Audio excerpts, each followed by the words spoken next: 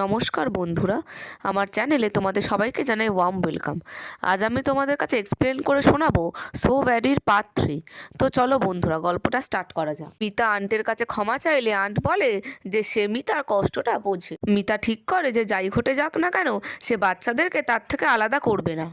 Aunt মিতাকে একটি বুদ্ধি দেয় যে তারা যখন আবার থাইল্যান্ডে ফিরে যাবে মিতার বাবা মাকে বলবে যে নিক আর রিনাকে তারা অ্যাডপ্ট করেছে ও এইভাবে নিক আর রিনা মিতার সঙ্গেও থাকবে ও তাকে আর বাচ্চাদের থেকে আলাদা করে থাকতে হবে না। অন্যদিকে আমরা থাইল্যান্ডের সিন দেখি যেখানে মিতার বাবার বিজনেস খুবই লসে রান করছিল। সমস্ত এমপ্লয়িজরা মিতার বাবার ওপর দোষারোপ করলে তার শরীর খারাপ হয়ে যায় ও তাকে হসপিটালে ভর্তি করতে হয়। অন্যদিকে আমেরিকাতে 4 বছর কেটে যায় ও নিক আর রিনাও বড় হয়ে গিয়েছে। আজ মিতা তাদের জন্য কুকিজ আর অরেঞ্জ জুস বানিয়ে আনলে বাচ্চারা খুবই আনন্দ সহকারে সেটা খেতে থাকে।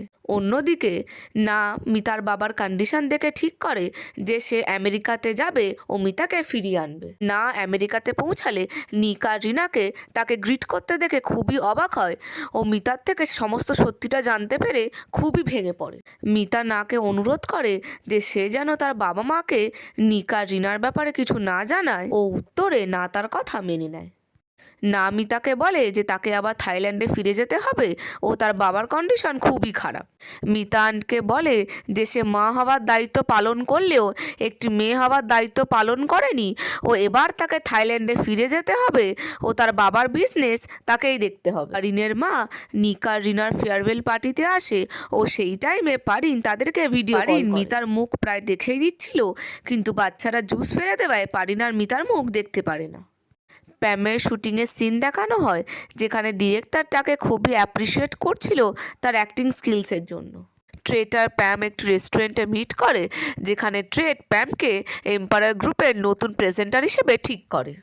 মিতা থাইল্যান্ডে ফিরে এলে তার বাবা মা তাকে গ্রিট করে ও নিক আর রিনাকে খুবই ভালোবাসে। মিতার বাবা মা মিতাকে কোম্পানিতে জয়েন করতে বললে মিতা রাজি হয়ে যায়।